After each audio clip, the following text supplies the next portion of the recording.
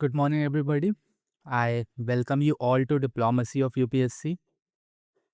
In this video, we are going to analyze the important editorials that have come in the Indian Express newspaper.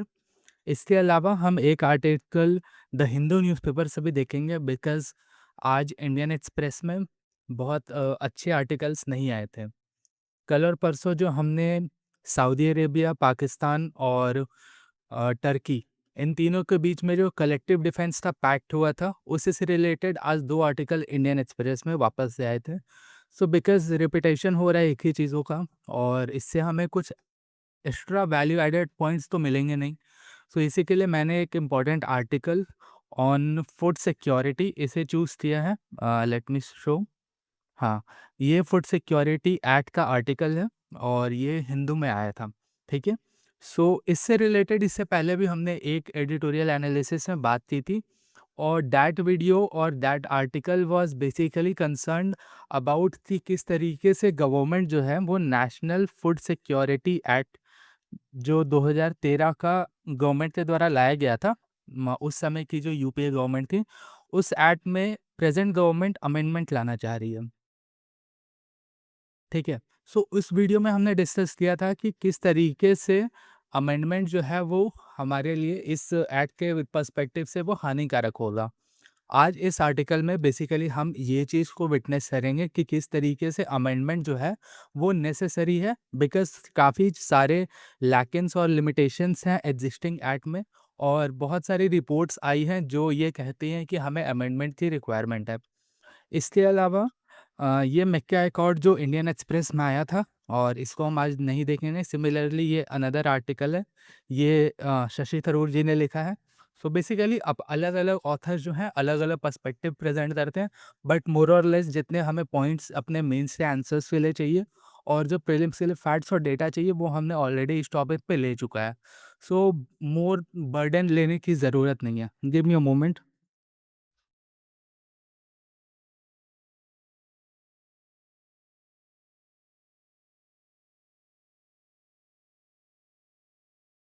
So next article जो है it was on MG NREGA.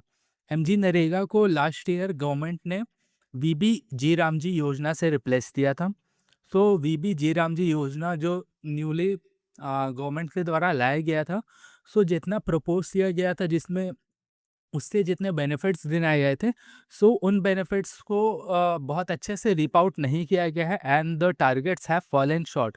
सो उसी के ऊपर निखिल दे और अरुणा रॉय ने basically ये article लिखा है and they basically both are the critics of government. So हम देख रहे हैं कि जो एग्जिस्टिंग ट्रेंड्स होता है न्यूज़पेपर का, जैसे इंडियन एक्सप्रेस इससे पहले जनरली उसको ये कहा जाता है कि वो जो रूलिंग पार्टी है उसको फेवर करती है और Hindu is a critic of ruling party, ठीक है। सो बट हम कुछ समय से देख रहे हैं कि इसका अपोजिट में हो रहा है। हिंदू में जो ऐसे न्यूज़ आर्टिकल आए हैं that favours the amendment that is put forward by the government और इंडियन एक्सप्रेस उसका वाइस वर्सा कर रहा है। सो हमें उस पे जाने की ज़रूरत नहीं है but now let us start the article और सबसे पहले हम देखेंगे फूड सिक्योरिटी एक्ट जो हिंदू एडिटोरियल में आया है। सब्जेक्ट रिलेवेंस की बात करें सो फूड सिक्योरिटी एक्ट ये जीएस पेपर 2 में जो गवर्नेंस का पोर्शन होता है उसके पर्सपेक्टिव से ये बहुत इंपॉर्टेंट हो जाता है बिकॉज गवर्नमेंट गवर्नेंस से टॉपिक पे हम वेलफेयर स्कीम्स पढ़ते हैं जो गवर्नमेंट के द्वारा लाई जाती है for the welfare of the vulnerable sections of the society. इसके अलावा फूड सिक्योरिटी इंश्योर करता है कि हमारा एग्रीकल्चर जो है वो हमेशा बूस्टअप रहे। इसके अलावा फूड सिक्योरिटी जो है वो हेल्थ से भी काफ़ी रिलेटेड है। इंक्लूसिव ग्रोथ अगर हमें गवर्नमेंट जो स्कीम्स ला रही है उसका फ़ायदा अगर सबसे नीचे तबके के पॉपुलेशन को पहुंचाना है सो हमें इंक्लूसिव ग्रोथ की तरफ अपने कदम को बढ़ाने होंगे। सो that is also very important. इसके अलावा जो सस्टेनेबल डेवलपमेंट है अ, वो भी बहुत ज़्यादा इम्पोर्टेंट हो जाता है बिकॉज़ सस्टेनेबल डेवलपमेंट गोल्स से जो टारगेट है वो 2030 सेट किए हैं और इस समय जो ईयर चल रहा है दैट इज़ 2026। जब आप पेपर दोगे वो प्रोबेबली 2027 या फिर 28 हो जाएगा। सो चांसेस हैं कि जो सस्टेनेबल डेवलपमेंट गोल्स के ऊपर में हमारे को क्वेश्चंस देखने को मिल सकते हैं प्रीलिम्स में या फिर मेंस में। सो इसी रिलेटेड ये जो फूड सिक्योरिटी का टॉपिक है, जिसमें एक सस्टेनेबल डेवलपमेंट गोल ये भी होता है कि हमें ग्लोबल हंगर को कम करना है, पॉवर्टी को कम करना है। सो उस पर्सपेक्टिव से भी ये बहुत इंपॉर्टेंट है। इसके अलावा स्कीम्स तो है ही और प्रोग्राम्स। ठीक है। सो सबसे पहले हम देखते हैं कि ये जो टॉपिक है ये न्यूज़ में क्यों है। एनएफएसए जो मैंने आपको बताया कि नेशनल फूड सिक्योरिटी एक्ट 2013 में लाया गया था और उसका इम्प्लीमेंटेशन था 11 साल के आसपास हो चुका है।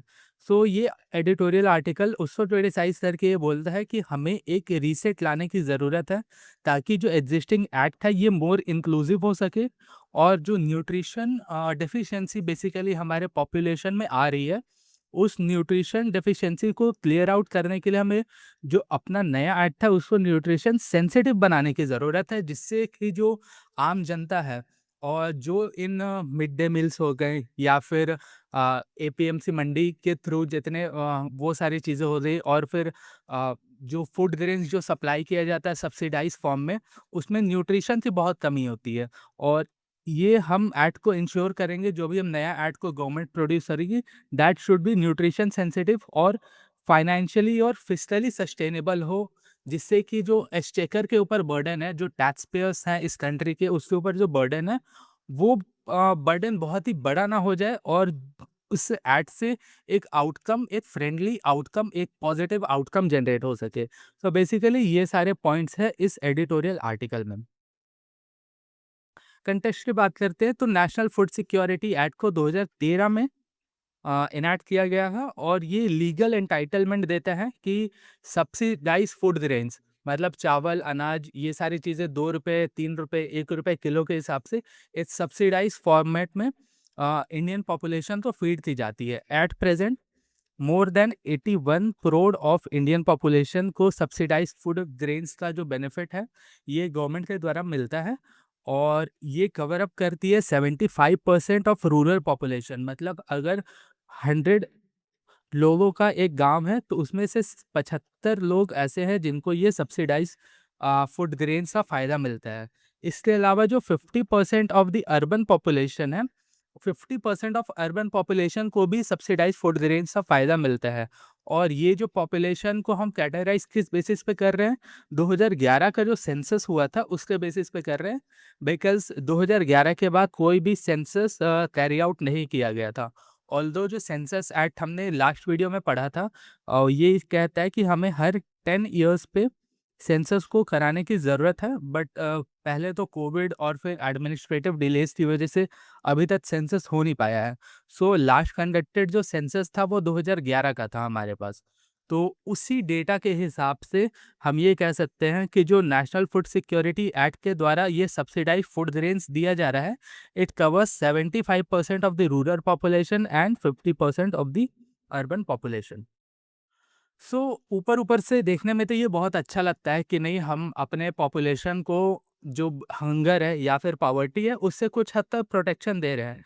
इसलिए काफ़ी सारे अचीवमेंट्स भी हैं, बट अचीवमेंट के साथ साथ काफ़ी चैलेंजेस भी ये फूड सिक्योरिटी एक्ट का जो एक्ट है ये चैलेंज फेस करता है, बिकॉज इनइक्विटी का बहुत बड़ा इश्यूज है। जितने लोगों को ये मिलना चाहिए उसको, उन सारे पॉपुलेशंस को ये मिल नहीं रहा है। इसके अलावा इसमें जो बेनिफिशियरीज हैं, बहुत बार ये नोटिस किया गया है कि इसमें काफ़ी हद तक बोगस एंट्रीज बहुत मिलती हैं और बोगस बेनिफिशियरीज बहुत मिलते हैं। आ, लोग क्या करते हैं कि जो एलिजिबल नहीं भी होने चाहिए वो सब्सिडाइज फूड ग्रेन्स को पब्लिक डिस्ट्रीब्यूशन शॉप से लेते हैं और फिर उसको आफ्टर मार्केट सेल कर देते हैं। ठीक है। सो इससे क्या हो रहा है, जो हमारी सब्सिडी जो गवर्नमेंट प्रोवाइड कर रही है, सब्सिडी में लीकेज हो जा रहा है। ठीक है। सो इन सारी चीज़ों को ठीक करने की ज़रूरत है। अब ये सब्सिडी में जो लीकेज हो रहा है इसका अल्टीमेटली बर्डन किसके ऊपर आएगा? इंडियन पॉपुलेशन के ऊपर आएगा, जो टैक्स पेयर है उनके ऊपर आएगा। सो ये एक तरीके से एक फिस्कल स्ट्रेन देता है इंडियन इकोनॉमी में।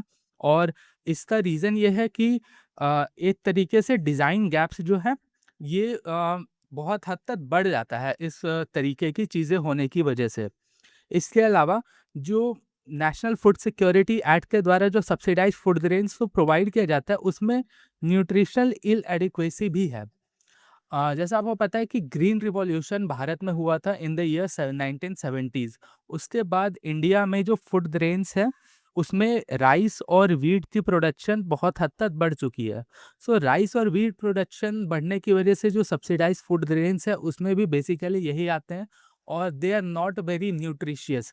इसकी वजह से जो पल्सेस हैं, जो दाल्स है, एग्स है, इन सभी चीज़ों को हम सब्सिडाइज फूड ग्रेन्स के द्वारा हम नहीं बांटते हैं। सो इंडिया में ये इतने प्रोविजंस होने के बाद भी India is a nutrition deficient country, so हमें उस चीज़ों में भी सुधार करने की ज़रूरत है। ठीक है? नेशनल फूड सिक्योरिटी एक्ट अभी तो ये रिपील नहीं हुआ है, तो इसका हम डेटा को देख सकते हैं और रिपील होने के बाद भी कंपैरिजन के लिए मेंस में आर्टिकल्स आ सकते हैं, मेंस में क्वेश्चंस आ सकते हैं, तो हमें इसकी ज़रूरत है। तो सबसे पहले एनएफएसए के द्वारा 5 केजी पर पर्सन पर मंथ को फूड ग्रेन्स दिया जाता है सब्सिडाइज फॉर्म में। और जैसा मैंने आपको बताया 81.35 करोड़ पॉपुलेशन को सब्सिडाइज फूड ग्रेन से अंडर में कवर अप किया गया है। और ये जो डेटा है ये 2011 के सेंसस के ऊपर बेस्ड है। इसकी वजह से जो एक्सट्रीम हंगर है, इसको काफ़ी हद तक रिड्यूस किया गया है। जैसे कि 2011-12 में जो रूरल पॉपुलेशन थी, उसमें एक्सट्रीम हंगर का परसेंटेज वाज़ अराउंड 35.5%। वो रिड्यूस होकर एट प्रेज़ेंट 29.3% हो गया है। अभी भी बहुत ज़्यादा है, बट रिडक्शन देखने को मिला है। अर्बन पॉपुलेशन में सिमिलर चीज़ें 21.7% से घट करके 16.7% हो गई है। इसके अलावा क्या इसका बेनिफिट इंडियन पॉपुलेशन को मिला है कि इस एक्ट के थ्रू हमने फूड सिक्योरिटी के जो आउटकम्स है इसको अचीव किया है। और जो मिनिमम कैलोरी इनटेक का एक पैरामीटर है कि एक पर्टिकुलर इंडिविजुअल है उसको एक दिन के अंदर में कितना कैलोरी कंज्यूम करना है, कितने मिनिमम कैलोरी, सो उसका भी टारगेट हमने कवर अप किया है। इसके अलावा हमने काफ़ी ये जो न्यूट्रिशन वाला इशू है उसको पूरा करने के लिए, उसको सॉल्व करने के लिए the government has taken up certain programmes और उसका सच दैट पोषण अभियान के नाम से एक स्कीम चलाई थी गवर्नमेंट ने। इसके अलावा टेक होम राशन स्कीम चलाई थी। सो बहुत सारी स्कीमें चल रही हैं, काफ़ी ओवरलैपिंग भी है। सो इन सभी को सॉल्व करने के लिए एक अमेंडमेंट की आवश्यकता है। ठीक है? So what are the challenges? Challenges को हम एक्सक्लूसिवली अभी यहाँ पर डिस्कस करते हैं। सो जो अंत्योदय अन्न योजना है, ये एक्सक्लूजन फेस कर रहा है। रीज़न क्या है कि जितने जो डेटा है ये आउटडेटेड डेटा है और रिजिड डिप्रीवेशन क्राइटेरिया को मीट नहीं करते हैं। 2011 का हमारे पास लास्ट सेंसस है। 2011 में हमारी जो पॉपुलेशन थी वो अराउंड 100 करोड़ थी या फिर 125 करोड़ के बीच में भी हम बोल सकते हैं। एग्जैक्ट डेटा तो हमारे पास है नहीं। एट प्रेजेंट हमारी जो पॉपुलेशन है इट इज़ रफली अराउंड 142 करोड़। तो काफ़ी लोग जो हैं उनका डेथ हुआ है, काफ़ी न्यूबॉर्न बेबीज़ भी हैं, जेन ज़ी जनरेशन भी आ चुकी है, जेन अल्फ़ा जनरेशन्स भी आ चुकी है। सो हमारे पास जो डेटा है ये काफ़ी आउटडेटेड डेटा है। इसकी वजह से जो एक्सक्लूजन का पैरामीटर्स है उसमें काफ़ी लोग एक्सक्लूड हो चुके हैं। ठीक है?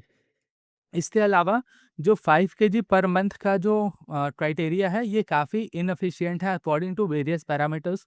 सो उसे भी ठीक करने की ज़रूरत है। न्यूट्रिशन में जिस तरीके से हमने अभी डिस्कस किया कि राइट और वीट के ऊपर में फूड ग्रेन्स का बहुत ज़्यादा फोकस है। इसकी वजह से क्या हो रहा है कि जो पल्सेस हो गई, मिलेट्स हो गई, फ्रूट्स, मिल्क, एग, ये सारी चीज़ों के ऊपर में किसी तरीके का सब्सिडी लोगों को नहीं मिलता है। ठीक है? इसकी वजह से इसका नेगेटिव आउटकम क्या होता है? Negative outcome raise to malnutrition. हमें एनसीडीज़ देखने को मिला है बहुत ही वाइडर रेंज ऑफ पॉपुलेशन में। एनीमिया के इश्यूज़ देखने को मिले हैं। काफ़ी बीमारियों से जो हमारी इंडियन पॉपुलेशन है वो ग्रसित रहती है। सो ये किसका रिज़ल्ट है? It is the result of the poor diet quality. इसको भी ठीक करने की ज़रूरत है। फिस्कल बर्डन तो बहुत बड़ा इश्यू है क्योंकि हमारा इंडिया का जो फूड सब्सिडी है ये अराउंड 2.3 लाख, सॉरी ये क्या है 2.3 लाख करोड़, इसके अराउंड में ये हमारा फूड सब्सिडी जाता है। जब हम इतनी ज़्यादा इन्वेस्टमेंट या फिर इतना ज़्यादा फोकस अपने टैक्स पेयर्स का मनी इतना ज़्यादा सिर्फ और सिर्फ फूड सब्सिडी में लगाएंगे, तो जो हमारे पास फंड्स की जो कमी है वो काफ़ी हद तक देखने को मिल रही है हेल्थ के सेक्टर में, इंफ्रास्ट्रक्चर या फिर एजुकेशन, इन सारे सेक्टर्स में जो फंड्स की कमी है ये काफ़ी हद तक हमें विटनेस करने को मिलती है। इसके अलावा इम्प्लीमेंटेशन गैप्स के बारे में अभी हमने डिस्कस किया कि जो सब्सिडी लीकेज है ये भी बढ़ी हुई है बिकॉज ऑफ आउटडेटेड डेटा, और जो इम्प्लीमेंटेशन जो इस स्कीम का हो रहा है उसमें डाइवर्जेंसी इशू है, पोर्टेबिलिटी की इश्यूज है, बिकॉज अभी का जो रिक्वायरमेंट है पुअर हाउस होल्ड या फिर एल्डर्स में, उसमें ये चीज़ हम कर सकते हैं कि जो डिलीवरी हो इन ग्रोसरी आइटम्स का, सब्सिडाइज फूड ग्रेन्स का, ये पोर्टेबल हो, हम होम डिलीवरीज को भी कर सकते हैं। इंक्लूजन और एक्सक्लूजन के भी एरर्स हैं, और लास्ट माइल डिलीवरी का जो इश्यूज अभी हमने देखा। ठीक है, न्यूट्रिशनल कंसर्न्स के ऊपर में हमारे पास कुछ डेटा है, जैसे कि नेशनल फैमिली हेल्थ सर्वे ये 2023 और 24 में कंडक्ट किया गया था। सो एनीमिया का जो शिकायत है ये रफली 55.5% जो बच्चे का पॉपुलेशन है उसमें देखने को मिला है। स्टंटिंग मतलब जो बच्चों का हेल्थ है उनके बोन्स प्रॉपरली ग्रो नहीं हो रहे, वो 29.3%, रफली 30% अराउंड में देखने को मिला है। चाइल्ड वेस्टिंग वो 19% है। बच्चे जो अंडरवेट हो रहे हैं वो 31.8%, दैट इज 32% है। चिल्ड्रेन इस एज ग्रुप में 6 से 23 महीनों के बच्चे, उनमें मिनिमल डाइटरी डाइवर्सिटी ये सिर्फ और सिर्फ 11.7% है। सो आप देखो इंडिया जो है इस समय पर बहुत ज़्यादा nutritional nutritional deficiency nutritional deficiency का एक बहुत बड़ा प्रॉब्लम को फेस कर रहा है। सो हमें उसको झेलने की ज़रूरत है। अब इसका डबल बर्डन क्या हो जाता है? एक तो सबसे पहले कि जो बच्चे हैं उनको अंडर न्यूट्रिशन मिल रहा है, और नॉट सच बच्चे, एडल्ट पॉपुलेशन में भी अंडर न्यूट्रिशन की सबसे बड़ी इशू है, हमारे पास न्यूट्रिशन नहीं है। इसके अलावा ओबेसिटी भी बहुत बढ़ रहा है, एंड नॉन कम्युनिकेबल डिसीजेस, ये सभी चीज़ जो होता है ये मल्टीपल फैक्टर्स को इंड्यूस करता है, और इंडिया का जो हेल्थ है वो इस रीज़न की वजह से काफ़ी हद तक ख़राब हो रहा है। सो हमें अपना जो फोकस है वो सीरियल सेंट्रिक अप्रोच से डाइवर्सिफाई करके हमें protein rich intake as well as micronutrient intake के ऊपर में ध्यान देने की ज़रूरत है। ठीक है, सो अब इस एडिटोरियल में जो ऑथर हैं वो क्या अपने रिकमेंडेशन देते हैं गवर्नमेंट को कि किस तरीके से इन सारी चीज़ों को इम्प्लीमेंटेशन किया जाना चाहिए और कौन से ऐसे गैप्स हैं जिसको फुलफिल करने की ज़रूरत है। सबसे पहले को डिप्रावेशन का जो क्राइटेरिया है उसको बढ़ाने की ज़रूरत है।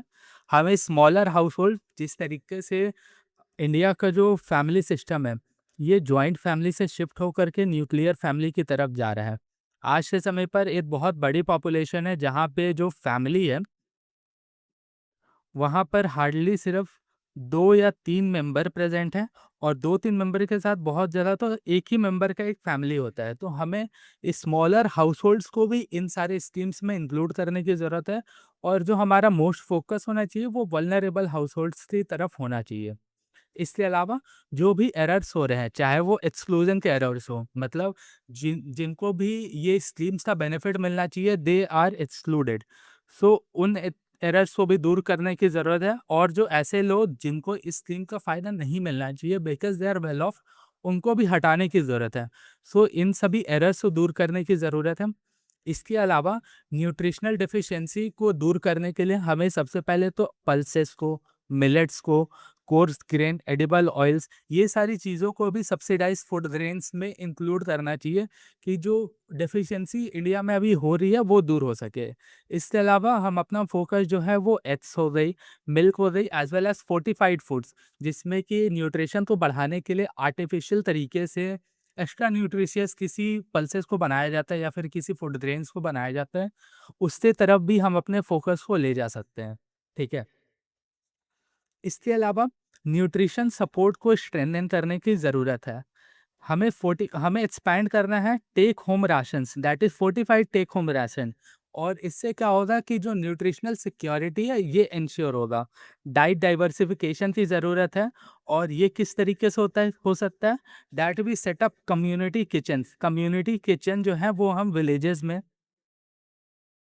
अर्बन एरियाज़ में हम सेटअप कर सकते हैं, जिसकी वजह से क्या होगा दैट हम जो है वो टेक होम राशंस का जो कंसेप्ट है उसके थ्रू फोर्टिफाइड फूड ग्रेन्स को प्रोक्योर कर पाएंगे, और जो न्यूट्रिशन डेफिशिएंसी का इशू है उसको दूर कर पाएंगे। इसके अलावा पोर्टेबिलिटी को हमने बात की कि किस तरीके से डोर स्टेप डिलीवरी की ज़रूरत है, उसके ऊपर भी गवर्नमेंट को ध्यान देने की ज़रूरत है। इसके अलावा जो फिस्कल प्रायोरिटीज़ है, अल्टीमेटली जैसे हमने 2 दिन पहले वाले आर्टिकल में डिस्कस किया कि किस तरीके से गवर्नमेंट जो है वो यूपीआई के ऊपर में एमडीआर फीस लगाने जा रही है। ठीक है। अब ये सब किस रीज़न से किया जा रहा है? बिकॉज़ जो गवर्नमेंट के ऊपर में फिस्कल बर्डन है, वो काफ़ी हद तक बढ़ चुका है। ठीक है। फिस्कल बर्डन को दूर करने की वजह से हम यूपीआई के ऊपर एमडीआर लगा रहे हैं। सो उसी तरीके से ये जो फूड सब्सिडी के ऊपर में 2.3 लाख करोड़ हमारे जा रहे हैं, उसको भी ठीक करने की ज़रूरत है। ऑल्दो हम इसे कम करके ज़ीरो पे नहीं ला सकते हैं, बट हाँ, जो लीकेजेज़ हैं उनको बंद कर सकते हैं और जो हमारे फूड सब्सिडी है उसको रैशनलाइज़ कर सकते हैं, जिससे कि जो फ़ोकस है और जो फिस्कल अमाउंट है वो हेल्थ के ऊपर भी जा सके, एजुकेशन और सस्टेनेबल लाइवलीहुड अपने पॉपुलेशन को देने की तरफ भी जा सके। ठीक है। इसके अलावा कुछ इम्पोर्टेंट आर्टिकल हैं, जैसे कि आर्टिकल 21 ये कहता है कि right to live with dignity, यहाँ पे राइट टू लिव होगा। ठीक है। Right to live with dignity, ये हमारा फंडामेंटल राइट है और जो नेशनल फूड सिक्योरिटी एक्ट है, ये इंश्योर करता है कि ये इसको एक लीगल बैकिंग दे। इसके अलावा ह्यूमन कैपिटल जो है, ह्यूमन कैपिटल में भी अपग्रेडेशन होगा। अगर हम अपने पॉपुलेशन को बेटर न्यूट्रिशन प्रोवाइड करेंगे, तो हमारी जो पॉपुलेशन है, ये अच्छे से काम कर पाएगी और उसका जो हेल्थ है, हेल्थ भी काफ़ी हद तक ठीक रहेगा। इससे क्या होगी कि इम्प्रूव्ड लर्निंग होगी, आउटकम्स इससे जनरेट होंगे और प्रोडक्टिविटी और इकोनॉमिक ग्रोथ भी हमें विटनेस करने को मिलेगा। एसडीजीज़ जिसका टारगेट 2030 है, वो बहुत ही पास है। तो एसडीजी गोल नंबर 2 ये इंश्योर करता है कि हमें वर्ल्ड में अपने पॉपुलेशन में ज़ीरो हंगर को इंश्योर करना है। एसडीजी 3 इसका ये गोल है कि हमें गुड हेल्थ को अचीव करना है। एसडीजी 10 ये रिड्यूस्ड इनइक्वालिटीज़ के ऊपर में बात करती है और फिस्कल सस्टेनेबिलिटी के ऊपर में तो हमने डिस्कस कर ही लिया है काफ़ी हद तक। स्टैटिक लिंकेजेस की बात करें तो ये कुछ कॉन्स्टिट्यूशनल से आर्टिकल्स हैं जिसको हमने देख लिया। नेशनल फूड सिक्योरिटी एक्ट 2013 में लाया गया था और नेशनल न्यूट्रिशनल पॉलिसी जिसके द्वारा पोषण अभियान और इस तरीके से काफ़ी सारे स्कीम्स को लाया गया। तो इसको अगर हमें ज़रूरत लगा तो हम ऐड करेंगे, अदरवाइज ये काफ़ी ओल्डर पॉइंट्स हो जाते हैं। ठीक है।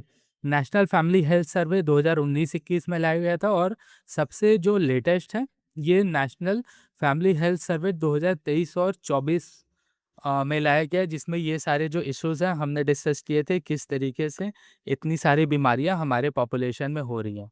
इसके अलावा नीति आयोग भी अपना डेटा प्रोड्यूस करती है और एक ग्लोबल हंगर इंडेक्स प्रोड्यूस होता है, जिसमें ऑल्दो इंडिया का जो रैंकिंग है ये काफ़ी पुअर है। बट हाँ, ये जो ग्लोबल हंगर इंडेक्स है ये थोड़ा एग्जैजरेटेड है, बिकॉज़ आप देखो तो इसमें Palestine is ranked better than India और पैलेस्टाइन में जो हमास वॉर हो रही है या काफ़ी हद तक चली थी, अब तो बंद हो चुकी है।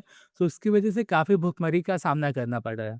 बट ये सब होने के बाद भी इंडिया जो है ये पैलेस्टाइन से पीछे है। ठीक है। सो ये थोड़ा डिबेटेबल टॉपिक हो जाता है, गवर्नमेंट भी इसको नकारती है।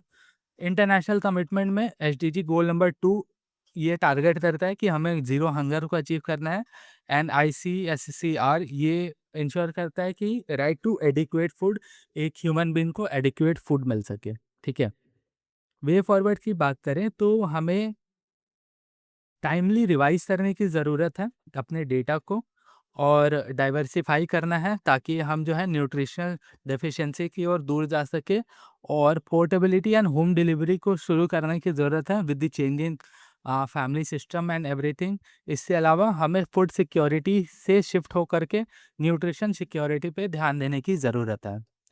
So this is it with this article. हमने काफ़ी एक्सटेंसिवली फूड सिक्योरिटी एक्ट को डिस्कस कर लिया है।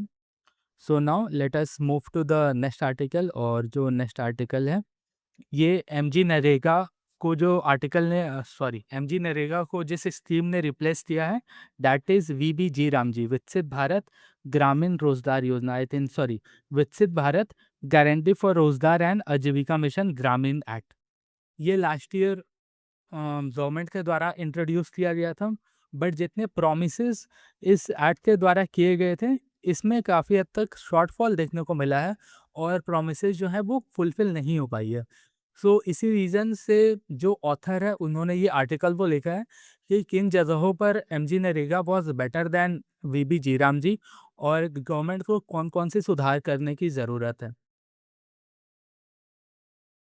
यूपीएससी सिलेबस का मैपिंग करें so this article is important both from polity as well as governance the point of view से because polity में हमारी स्कीम्स आ जाती है और गवर्नमेंट में गवर्नमेंट पॉलिसीज इसके अलावा वेलफेयर स्कीम्स सोशल जस्टिस को इंश्योर करता है बिकॉज ये ग्रामीण सॉरी ग्रामीण एरिया में ये रोजगार प्रोवाइड कर रहा है। इससे अलावा rights issues centre state relation because इसके इम्प्लीमेंटेशन में बहुत गवर्नमेंट का रोल होता है। ठीक है, इसके अलावा जीएस पेपर 3 में जो इंक्लूसिव ग्रोथ का टॉपिक है, एम्प्लॉयमेंट का टॉपिक है, रूरल डेवलपमेंट का इश्यूज है एंड ह्यूमन रिसोर्स डेवलपमेंट का इश्यूज है। So this becomes very important from this to paper. इसके अलावा एक ऐसे पेपर के लिए भी ये इंपॉर्टेंट हो जाता है बिकॉज हमने देखा है कि सोशल जस्टिस के ऊपर में काफ़ी बार एसेज लिखने को आए हैं। सो ये उस पर्सपेक्टिव से भी इम्पोर्टेंट हो जाता है। ठीक है, अच्छा ऐसे को मैंने इंक्लूड भी किया है। तो चलिए शुरू करते हैं। सबसे पहले कंटेक्स्ट क्या है कि यूनियन गवर्नमेंट ने 2025 में गारंटी फॉर यूरो विकसित भारत गारंटी फॉर रोजगार एंड आजीविका मिशन ग्रामीण, इसी को वीबी जी राम जी एक्ट कहते हैं, इसको इंट्रोड्यूस किया था। और ये जो एक्ट है एक landmark Mahatma Gandhi national rural employment guarantee act MG NREGA इसको रिप्लेस कर रहा था। और इसका जो एम प्रपोज किया गया था और ये टारगेट कर रहा था दैट इससे जो वर्कर्स की वेजेस हैं ये बढ़ेंगी, ट्रांसपेरेंसी आएगी, इसके अलावा ईज ऑफ लिविंग इंश्योर होगा फॉर द रूरल वर्कर्स। सो एक कंपैरिजन हम देख लेते हैं कि किस तरीके से VB G RAM G is in with comparison to MNREGA. ठीक है,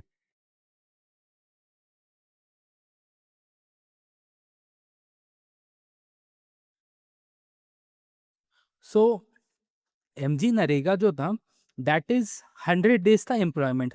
एमजी नरेगा इंश्योर कर रहा था कि जो वर्कर्स हैं इनको 100 डेज का एम्प्लॉयमेंट मिल सके in the rural house hold. इसके कॉन्ट्रैक्ट में जो बीबी जी राम जी है ये इंश्योर कर रहा है कि 125 डेज का एम्प्लॉयमेंट मिल सके। वेज पेमेंट की बात करें सो एमजी नरेगा में वेज पेमेंट जो था वो मिनिमम नोटिफाइड वेजेस के ऊपर में बेस्ड था। और बीबी जी राम जी में एश्योर्ड मिनिमम वेज जो है वो मिनिमम 300 है। अब ये स्टेट टू स्टेट डिफर करेगा।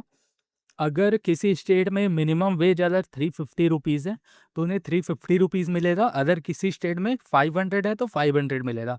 बट अगर किसी स्टेट में मिनिमम वेज 200 है तो फिर भी इस एक्ट के द्वारा उसे 300 ही दिए जाएंगे।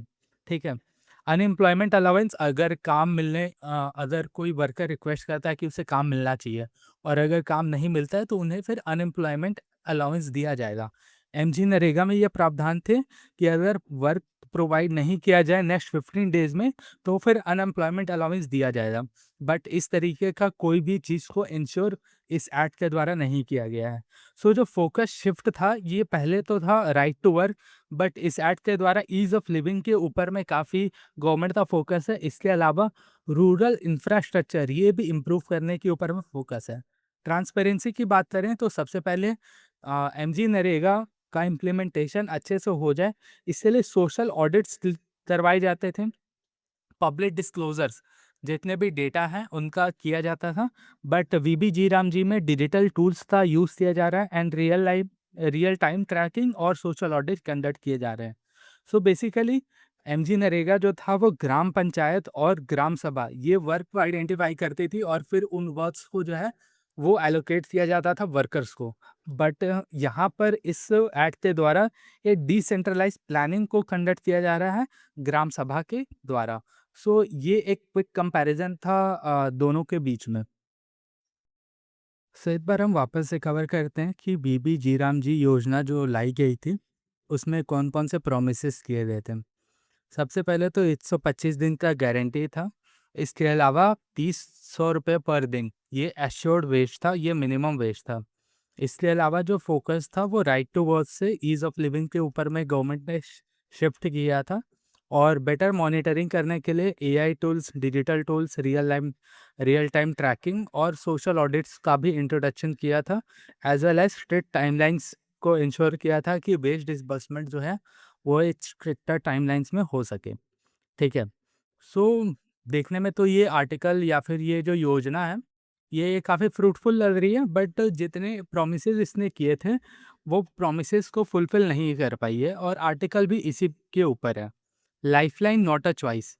इसमें जो राइट टू वर्क है, इसको हटा करके क्वालिटी ऑफ लाइफ़ को या फिर focus on ease of living के ऊपर में फ़ोकस को किया गया। बट जो गरीब होता है ना, गरीब के लिए जो रोजगार होती है, it is not a choice, ये उससे लाइफलाइन का हिस्सा बन जाता है। और आज के समय पर भी इंडिया में जो बैकवर्ड सेक्शंस है, ये काफ़ी बड़ी पॉपुलेशन में मौजूद है। तो पुअरेस्ट और मोस्ट वल्नरेबल सेक्शंस के लिए ये लाइफलाइन, ये चॉइस नहीं है। ठीक है। इसके अलावा 125 दिन का गारंटी प्रोग्राम तो लाया गया कि आपको 125 दिन का काम मिलेगा, बट उसके लिए प्रॉपर रिसोर्सेज का एलोकेशन नहीं किया गया। ऑल्दो जितनी फंडिंग है, फंडिंग को बढ़ाई गई, बट जितना रिक्वायर्ड था उससे काफ़ी शॉर्टफॉल में अभी भी फंडिंग थी। एलोकेशन बढ़ाने के बाद भी जितनी डिमांड थी वो फुलफिल नहीं हो पा रही थी। इसके अलावा वेजेस जो वर्कर्स को देने थे, उसमें भी जो डिले थे, वो डिले काफ़ी हद तक उतने ही रहे, वो उसमें चेंजेस नहीं आ पाए। वेजेस उसको इंडेक्स इन्फ्लेशन के द्वारा नहीं किया गया, तो जिस हिसाब से 300 रुपये आज मिल रहे हैं, अगले साल भी अगर 300 ही मिलेंगे, बट इन्फ्लेशन तो अराउंड 7% या 8% या 6% के हिसाब से बढ़ा है। सो परचेजिंग पावर तो एक बंदे का घटा है ना। सो ये जो वेजेस होने चाहिए, इसको इन्फ्लेशन से इंडेक्स करने की ज़रूरत थी, जो नहीं की गई। इसके अलावा टेक ड्रिवन एक्सक्लूजन, बेसिकली जो रूरल एरियाज़ हैं, आज के समय पर डिजिटल इकोनॉमी ये काफ़ी हद तक इंडिया में बूम किया है। हम यूपीआई को देखते हैं किस तरीके से इसने रूरल एरियाज़ में भी रिवॉल्यूशन लेकर आया है। But e-KYC app based system की वजह से जो एल्डरली है या फिर जो ऐसी पॉपुलेशन है जो इलिटरेट है ना?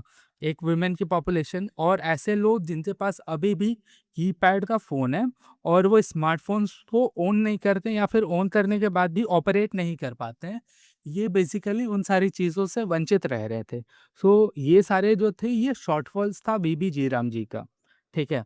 डेटा क्या कहती है और रिपोर्ट्स क्या कहते हैं, तो सीएमआईई इनका एक रिपोर्ट्स आया कि जनवरी और जून 2024 के कंपैरिजन में सिमिलर पीरियड में 2026 में there has been witnessing around 35.8% का डिक्लाइन। ठीक है। इसके अलावा सेम पीरियड में 50% का डिक्लाइन हुआ है वर्क में। हाउसहोल्ड रिपोर्टिंग भी जो है काम की, ये भी 50% तक गिर गई है। मतलब 2000 पिछले 2024 में जितना काम लोगों को मिला है, उससे 50% तो सबसे पहले कम इंश्योर हुई है और 2024 में जितना काम मिला है उसमें से 35% का शॉर्टफॉल इस साल में देखने को मिल रहा है। रियल वेजेस जो है वो स्टैग्नेंट हो गए हैं, क्योंकि इन्फ्लेशन जो है वो उनके परचेजिंग पावर पैरिटी, ये जो परचेजिंग पावर होती है, इसको काफ़ी हद तक उसने गिराया है। रिसोर्स एलोकेशन तो बढ़े हैं, सबसे पहले 95,000 करोड़ ये बीबी जीराम जी योजना में लगाए गए हैं और ये अभी तक का सबसे ज़्यादा है। बट जितनी डिमांड है, ये डिमांड को फुलफिल नहीं कर पा रहे हैं और इसका जो सबसे एडवर्स इम्पैक्ट जो देखने को मिला है, ये हमें राजस्थान, झारखंड, बिहार, यूपी, इन सभी जो बैकवर्ड एरियाज़ जिसमें सबसे ज़्यादा है, उन सभी स्टेट्स में देखने को मिला है। ठीक है। सो अब हम ये देखेंगे कि ये जो रूरल एम्प्लॉयमेंट है, ये इतनी ज़्यादा मैटर क्यों करती है? क्योंकि देखो, ये जो रूरल लाइवलीहुड का सिक्योरिटी है, ये इंश्योर करता है कि जो वर्कर्स हैं, जो अपने फैमिली का ब्रेड विनर हैं, ये जो एग्रीकल्चर के जो ऑफ सीजन्स हैं, सच दैट ड्रॉट के सीजन्स में या इकोनॉमिक शॉक के सीजन्स में, इनको अपने लाइवलीहुड को सस्टेन करने के लिए एम्प्लॉयमेंट मिल सके। ठीक है। इसके अलावा इससे इसमें जो 55% ऑफ द पॉपुलेशन है, जो मिनिमम वेज जो अर्न कर रही है, ईदर थ्रू मनरेगा या फिर वीबी जीराम जी।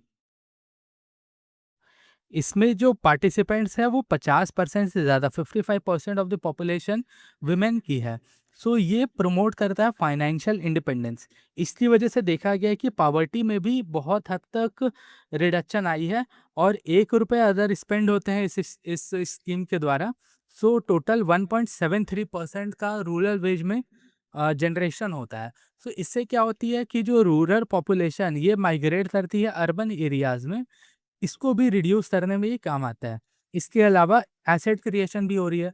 जब वर्कर्स ग्राम सभा या पंचायत के लिए काम कर रहे हैं, गवर्नमेंट के द्वारा दिए गए काम कर रहे हैं, तो वो बेसिकली काम किन सारी चीज़ों पे करते हैं, सच दैट वाटर कंजर्वेशन के लिए प्लांट बैठाना है, तो उसमें गड्ढे खोदने का काम या फिर सामान लाने का, सॉइल हेल्थ को इससे बेनिफिट मिलता है, रूरल कनेक्टिविटी बढ़ती है और क्लाइमेट रेजिलियंस से लड़ने में ये हेल्प करता है। और ये स्ट्रेंथन करता है डेमोक्रेसी को, क्योंकि इसमें जो प्लानिंग होती है और इस प्लानिंग में पंचायत और ग्राम सभा का रोल जो है वो काफ़ी हद तक बढ़ जाता है।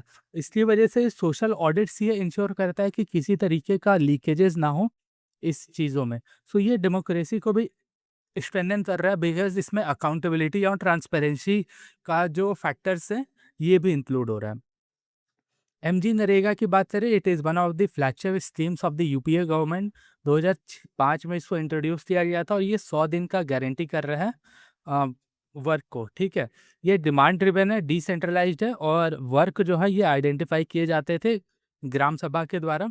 इसमें भी अनएम्प्लॉयमेंट अलाउंस की बात की थी, जो 15 दिन काम मिलने के बाद भी अगर आप काम डिमांड करने के बाद भी अगर आपको 15 दिन तक काम ना मिले तो आपको अनएम्प्लॉयमेंट अलाउंस दी जाएगी। सो ये चीज़ मनरेगा इंश्योर कर रहा था। इसके अलावा फंड शेयरिंग इसमें 100% सेंटर बेयर कर रही थी और जो वीबी जयराम जी है इसमें स्टेट का जो कंट्रीब्यूशन है ये भी है, ठीक है। सोशल ऑडिट्स इसमें मैंडेटेड था और 1/3 of the worker should be women, तो इसमें 33% का वुमेन रिजर्वेशन इसमें इंश्योर किया गया था। सिमिलरली वीवी जयराम जी को भी हम देख लेते हैं। ये इस एक्ट के द्वारा नोटिफाई किया गया था। इसमें 125 दिन का गारंटी किया गया है। ₹300 पर डे ये मिनिमम वेज है और no matching of work days with a day of service. ये क्या कहता है कि इसमें किसी तरीके का लीकेजेस को अवॉइड करने के लिए जो वर्क डेज हैं उसको डेज ऑफ सर्विस से मैच नहीं किया जाएगा। और ये जो अपना राइट टू वर्क से फोकस जो है वो ईज़ ऑफ लिविंग की तरफ शिफ्ट किया था और रूरल इंफ्रास्ट्रक्चर को बेटर बनाना, क्वालिटी रोड्स बनाना, क्वालिटी बाकी कनेक्टिविटी को इंश्योर करना, ये सब इसका फ़ोकस था। और इसमें जो मॉनिटरिंग है, यहाँ पे सिर्फ सोशल ऑडिट्स था मनरेगा में। यहाँ पे ट्रांसपेरेंसी लाने के लिए e-KYC, geo tagging, social audits तो था ही और रियल टाइम ट्रैकिंग को भी इंट्रोड्यूस किया गया। और इसमें भी ग्राम सभा का जो रोल है, इसको इंश्योर किया गया कि ग्राम सभा का रोल इसमें काफ़ी हद तक रहे, ठीक है। फंडिंग की बात करें तो इसमें सेंटर जो है, सॉरी मैंने अभी थोड़ा यहाँ पे मिस्टेक किया था, सेंटर जो है इस एक्ट में भी कंप्लीट फंडिंग 100% फंडिंग जो है वो प्रोवाइड करता है, ठीक है। बट जो एडमिनिस्ट्रेटिव बर्डन है, हाँ, इसीलिए यहाँ पे कंफ्यूजन हुआ था। एडमिनिस्ट्रेटिव बर्डन जो है ये स्टेट्स को फेस करना पड़ता है। बर्डन क्या, ये तो स्टेट्स का रिस्पॉन्सिबिलिटी है अपने सिटीजन्स के लिए काम करना, सो इसको हम बर्डन के रूप में कैटेगराइज नहीं करेंगे। Uniform allocation 40% to the state और ये डज नॉट रिफ्लेक्ट करता है रूरल डिस्ट्रेस को। States demand flexibility in the use of funds, because जब सेंटर जो है वो 100% ऑफ फंड्स ये प्रोवाइड करता है तो वो स्टेट्स को ये डायरेक्शन देता है कि आप इस तरीके से किसी भी वर्क को है वो इन्फोर्स करो। सो स्टेट्स ये डिमांड करती है कि उन्हें फंड्स से यूज़ करने में फ्लेक्सिबिलिटी होना चाहिए। हर एक चीज़ ₹1 भी खर्च करने के लिए अगर उसमें सेंट्रल गवर्नमेंट उनको निर्देश देगी तो ये चीज़ ठीक नहीं है, because it harms the cooperative federalism. और कोऑपरेटिव फेडरलिज्म जो है ये बहुत ही ज़रूरी है ताकि इफेक्टिव इम्प्लीमेंटेशन हो सके इस स्कीम का, ठीक है। और जब तक फंड्स नहीं होंगे, एडिक्वेट फंड्स नहीं होंगे, हमने देखा है कि 90,000 करोड़ का एलोकेशन है बट फिर भी ये सफिशिएंट तो नहीं है। सो ये एक हॉलो प्रॉमिस बन जाता है, ठीक है। Human cost behind the statistics. So बहुत सारी रिपोर्ट्स में ये देखा गया है, काफ़ी सारे इंटरव्यूज़ किए गए हैं रूरल एरियाज़ में। इन सभी चीज़ में देखा गया है कि जो एमजी नरेगा है ये सिर्फ एक स्कीम नहीं है, ये poor sections of the society के लिए, ये गरीब के लिए एक सर्वाइवल का बहुत ही बड़ा टूल किट है। और इसमें जो नीडी होता है उसको लग्ज़री वेट नहीं करना पड़ता है मंथ का और इसका।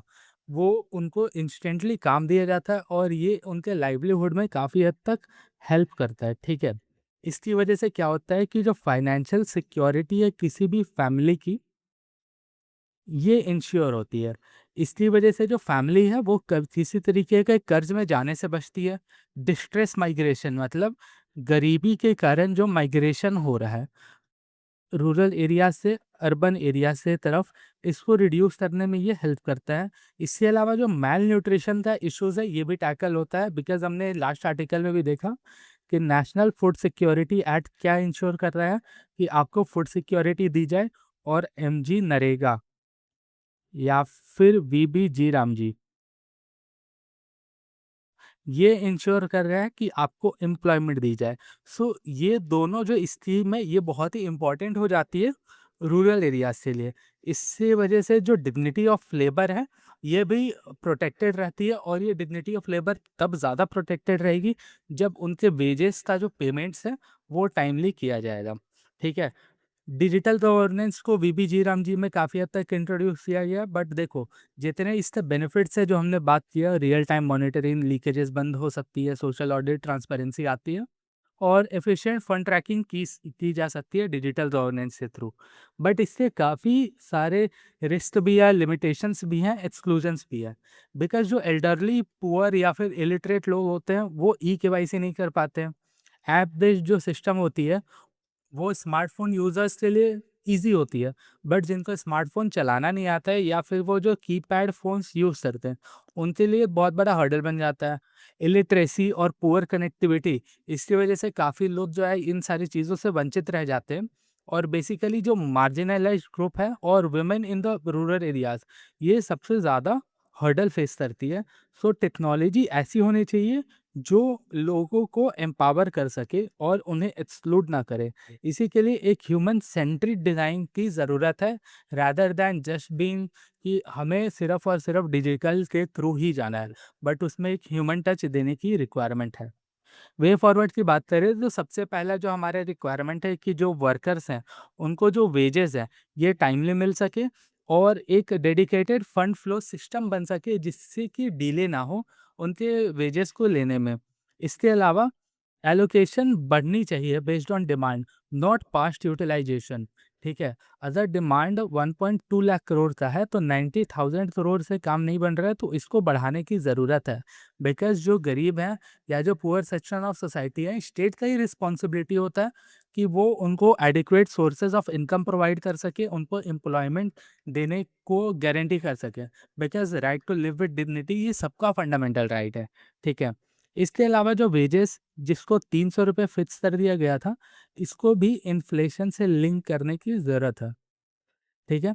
ग्राम सभा के रोल को स्ट्रेंथन करने से क्या होगा कि इससे जो प्लानिंग है किसी भी काम की, monitoring as well as social audits, ये स्ट्रेंथन होगी, और कैपेसिटी बिल्डिंग करने की ज़रूरत है पंचायत लेवल पर भी, ताकि जो ट्रैकिंग है इसके अलावा जो इम्प्लीमेंटेशन है वो ईजी हो पाए, ठीक है। एसेट की क्वालिटी करने इम्प्रूव करने की ज़रूरत है, और अगर इसमें रिक्वायरमेंट हो सके तो इसमें टेक्निकल सपोर्ट हम ले सकते हैं किसी भी चीज़ों से, ऑर्गेनाइजेशन से, और जिस तरीके से स्कीम्स का प्रॉपर इम्प्लीमेंटेशन हो सके, ठीक है। इंक्लूजन करने की ज़रूरत है, बिकॉज़ आप देख रहे हो जैसे ई केवाईसी एल्डरली या फिर पुअर या फिर इलिटरेट लोगों को प्रॉब्लम दे रहा है। सो इंक्लूजन करने के लिए हमें और ऑफलाइन ऑप्शंस लाने की ज़रूरत है, और एक्सेस सेंटर्स बना सकते हैं जिससे कि जो गरीब हैं जो ये सब काम नहीं कर पाए, वो ऑफलाइन सेंटर्स में जा कर के वो भी करवा सके। इसके अलावा awareness as well as grievance redressal mechanism हम ला सकते हैं विलेज लेवल के ऊपर, ठीक है। सो मनरेगा का ऊपर में ये कुछ फैक्ट्स है जिसको हमने डिस्कस कर लिया। इसके थ्रू वाटर कंजर्वेशन का डैम्स बन सकती है, पॉन्ड्स बनती है, एमजी नरेगा और वीबी जी राम जी के थ्रू। ये फॉरेस्टेशन के ऊपर में काम होती है, लैंड डेवलपमेंट का काम होता है, विलेज का रोड्स का कंस्ट्रक्शन होता है इस स्कीम के द्वारा। तो आप देखो कि एक तरीके से एसेट क्रिएशन का काम कर रहा है। सो ये एक तीर से दो निशाने वाली एग्जाम्पल है, बिकॉज इससे एम्प्लॉयमेंट तो मिल रही है, इससे अलावा एसेट क्रिएशन का भी काम हो रहा है, रूरल कनेक्टिविटी बढ़ रही है, और डॉट प्रूफिंग का काम हो रहा है, सॉइल और मॉइस्चर कंजर्वेशन का भी काम होता है इस स्कीम के द्वारा, ठीक है। करंट इवेंट्स का लिंकेजेस का बात करें, सो हमने विटनेस किया है कि रूरल डिस्ट्रेस और एग्रीकेरियन क्राइसिस ये काफ़ी इंडिया में बढ़ी है पिछले कुछ समय से। और क्लाइमेट चेंज जिस हिसाब से हो रहा है, इसकी वजह से जो ड्रॉट प्रोन एरियाज़ हैं ये बढ़ रहे हैं। सो हमें उसको भी देखने की ज़रूरत है। और पोस्ट कोविड जो माइग्रेंट्स बढ़े हैं अर्बन एरियाज़ में, उन अर्बन एरिया से जो माइग्रेंट्स है उनका रिटर्न रूरल एरियाज में तभी इंश्योर होगा जब उन्हें लाइवलीहुड जो है वो अपने एरियाज में मिलेगा। तो उसके लिए ये जो वीबी जी राम जी का जो इम्प्लीमेंटेशन है, ये इम्प्लीमेंटेशन एक इम्पॉर्टेंट पॉइंट बन जाता है। इसके अलावा जेंडर पैरिटी को भी लाने की ज़रूरत है। सो इसके अलावा कुछ मेंस से पॉइंटर्स हैं कि आप मेंस में अपने आंसर्स को किस तरीके से अप्रोच कर सकते हो। सबसे पहले तो हम वीबी जी राम जी को लिस्ट आउट कर सकते हैं। इसके अलावा हम उनके ऑब्जेक्टिव्स को लिस्ट आउट कर सकते हैं। फिर जितने भी ये प्रोमिसेस हैं जो फुलफिल नहीं हो पाए, जो भी गैप्स हैं, हम उनको अपने पॉइंटर्स बना सकते हैं। इसके अलावा जो कंक्लूजन में हमने डिस्कस किया वो काफ़ी इंपॉर्टेंट वैल्यू एडिशन का काम करेगा। So this was it. This is the end of this article also.